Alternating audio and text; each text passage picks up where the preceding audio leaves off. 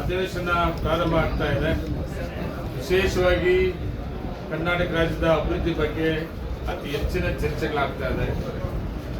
ಒಂದು ವರ್ಷ ನಮ್ಮ ರಾಜ್ಯ ಸರ್ಕಾರ ಪೂರೈಸಿದೆ. ಒಂದು ವರ್ಷದಲ್ಲಿ ಏನು ನಮ್ಮ ಸರ್ಕಾರ ಬರೋಕ್ಕೆ ಮೊದಲು ಭರವಸೆಯನ್ನು ಕೊಟ್ಟಿದ್ದು 5 ಗ್ಯಾರಂಟಿಗಳನ್ನು ಜಾರಿ ಮಾಡಿದೆ. ಅದನ್ನು ವಿಶೇಷವಾಗಿ ನಾವು ನಡೆದಂಥ ಸರ್ಕಾರವನ್ನು ಹೆಸರು ಮಾಡಿದೆ. ಇನ್ನು ಉಳಿದಿರೋದು ಬಾಕಿ ಡೆವಲಪ್ಮೆಂಟ್ಸ್ ಬಗ್ಗೆ ಅತಿ ಹೆಚ್ಚಿನ ಚರ್ಚೆಗಳಾಗ್ತದೆ. ಅಭಿವೃದ್ಧಿಗೆ ಒಳ್ಳೆ ಅವಕಾಶ ಕೊಡಬೇಕು ಅಂತ ಕೂಡ ಸರ್ಕಾರ ಮುಖ್ಯಮಂತ್ರಿಗಳು ತೀರ್ಮಾನ ಮಾಡಿದ್ದಾರೆ. ಅದ್ರ ಬಗ್ಗೆ ಹೆಚ್ಚಿಗೆ ಚರ್ಚೆ ಆಗಬೇಕು. ವಿರೋಧ ಪಕ್ಷದವ್ರು ಬಿಟ್ಟರೆ ಅವರು ಮಾಮೂಲಿ ಎಷ್ಟೇ ಒಳ್ಳೆ ಕೆಲಸ ಮಾಡಿದ್ರು ಕೂಡ ಅವರು ಏನೋ ಒಂದು ಮಾತಾಡ್ತಾ ಇರ್ತಾರೆ. ನಮ್ಮಲ್ಲಿ ಒಂದು ವರ್ಷನ ನಮ್ಮ ಮುಖ್ಯಮಂತ್ರಿಗಳು ನಮ್ಮ ಸರ್ಕಾರ ಭ್ರಷ್ಟಾಚಾರ ರಹಿತವಾಗಿ ಆಡಳಿತ ಮಾಡಿದೆ. ಬಿಜೆಪಿ ಸರ್ಕಾರ ಬಂದ 40% ಬೋರ್ಡ್ ಹಾಕಿದ್ರೆ ನಮ್ಮ ಸರ್ಕಾರ ಇದು ವಾಲ್ಮೀಕಿ ನಿಗಮದ ಬಗ್ಗೆ ಚರ್ಚೆ ಮಾಡ್ತಾರೆ. ಅದನ್ನು ಈಗಾಗಲೇ SITಗೆ ನಮ್ಮ ಸರ್ಕಾರನೇ ಕೊಟ್ಟಿದೆ. ಯಾರೇ ತಪ್ಪು ಮಾಡಿದರೂ ಕೂಡ SIT ತನಿಖೆಯಲ್ಲಿ CID ತನಿಖೆಯಲ್ಲಿ CID ಕೊಟ್ಟಿದ್ದಾರೆ. CID ತನಿಖೆಯಲ್ಲಿ ಬರ್ತದೆ. ಅದು ಯಾರೇ ತಪ್ಪು ಮಾಡಿದ್ರು ಸರ್ಕಾರ ಅವ್ರ ಪರ ಇರುತ್ತೆ. ಇವರಪ್ಪ ಮಾಡಬಾರ್ದು ಕೆಲಸಗಳನ್ನ ಮಾಡಿದ್ರು ಕೂಡ ಬಿಜೆಪಿ ಡಿಪೆಂಡ್ ಮಾಡ್ಕೊಳ್ತಾ ಇದ್ರು. ನಮ್ಮ ಸರ್ಕಾರ ಆ ರೀತಿ ಇಲ್ಲ.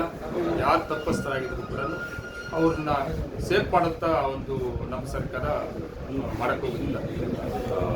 ಅದ್ರ ಬಗ್ಗೆ ಕೂಡ ವಿರೋಧ ಪಕ್ಷದವರು ನೋಡ್ತಾ ಇದ್ದು ಮಾತಾಡ್ತಾರೆ. ವಿಶೇಷವಾಗಿ ನಮಗೆ ಸಂತೋಷ ಆಗಿದ್ದು, ಖುಷಿ ಆಗಿದೆ ಏನಂದರೆ ಕೇಂದ್ರ ಸರ್ಕಾರ 2 ಅವಧಿಯಲ್ಲಿ ಮೋದಿಯವರು 1 ಮಂತ್ ಶೋ ಆಗಿಬಿಟ್ಟಿತ್ತು.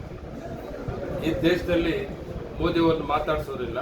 ಮಾತಾಡಿಸಿದ್ರೆ ಬೆದರಿಕೆಗಳು ಒಂದಲ್ಲ ಒಂದು ರೀತಿ ತೊಂದರೆಗಳು ಕೊಡ್ತಾ ಇದ್ರು. ಆದರೆ ಈಗ ನಮ್ಮ ದೇಶದ ಜನ ಕೊಟ್ಟಂಥ ತೀರ್ಮಾನ ಕಾಂಗ್ರೆಸ್ ಪಕ್ಷಕ್ಕೆ ವಿರೋಧ ಪಕ್ಷದ ಸ್ಥಾನ ಕೊಟ್ಟಿದೆ.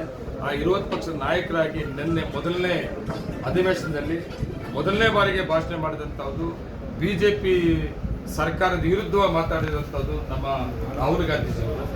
ದೇಶನೇ ಪಕ್ಷಾತೀತವಾಗಿ ಇವತ್ತು ವಿರೋಧ ಪಕ್ಷದ ನಾಯಕರ ಧ್ವನಿಯನ್ನ ಮಾತನ್ನ ತುಂಬಾ ಸೂಕ್ಷ್ಮವಾಗಿ ನೋಡಿದ್ದಾರೆ.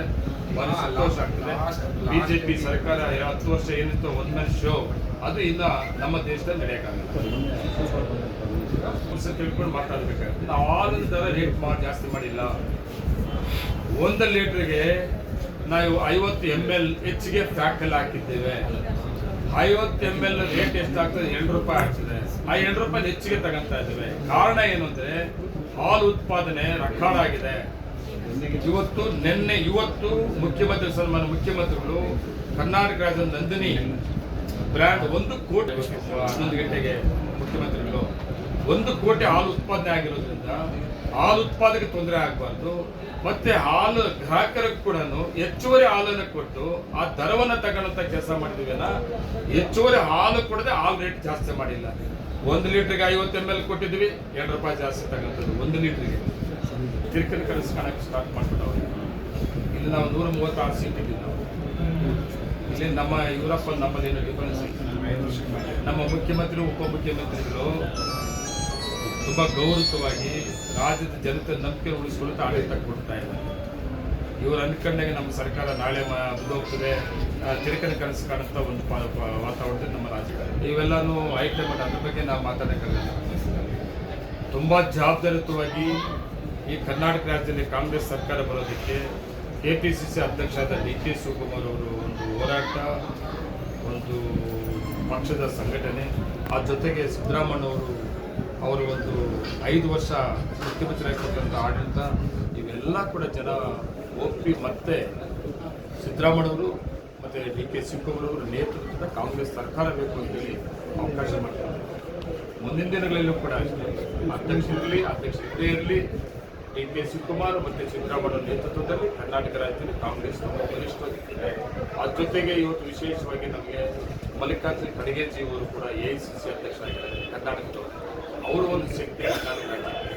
ಇವತ್ತು ಲೋಕಸಭಾ ಎಲೆಕ್ಷನ್ ಬರೀ 1 ಸೀಟ್ ಇದ್ದು ನಾವು 1 ಸೀಟ್ ಇದ್ದಿದ್ದು ಇವತ್ತು ನಾವು 9 ಸೀಟ್ ಮೈತ್ರಿ ಮಾಡ್ಕೊಂಡು ಮಾಡಾಕಿದ್ದೇನಿಲ್ಲ. ನಾಳೆ ಎಲೆಕ್ಷನ್ ಬಂದರೂ ಕೂಡ ಏನು ಪಾರ್ಲಿಮೆಂಟ್ ಎಲೆಕ್ಷನ್ ನಾನು ಹೇಳೋದು ಅದು ಬರಲಿ. ಪಾರ್ಲಿಮೆಂಟ್ ಎಲೆಕ್ಷನ್ ಬೇಡ ಅಂತ ರಿಸೈನ್ ಮಾಡಿ ಬರಲಿ. ಬಿಜೆಪಿ ಮೆಜಾರಿಟಿ ಬಂದಿಲ್ಲ. 400 ಸೀಟು ಅಂತ ಹೇಳ್ತಾರೆ. ಇವತ್ತು ಎಲೆಕ್ಷನ್ ಇದ್ರೆ ಮತ್ತೆ ಕಾಂಗ್ರೆಸ್ ದೇಶದಲ್ಲಿ ಬರ್ತದೆ. ಕಾಂಗ್ರೆಸ್ಸು ವಿಧಾನಸಭೆ ಎಲೆಕ್ಷನ್ 4 ವರ್ಷ ಬರೋದು ಮತ್ತೆ ಕಾಂಗ್ರೆಸ್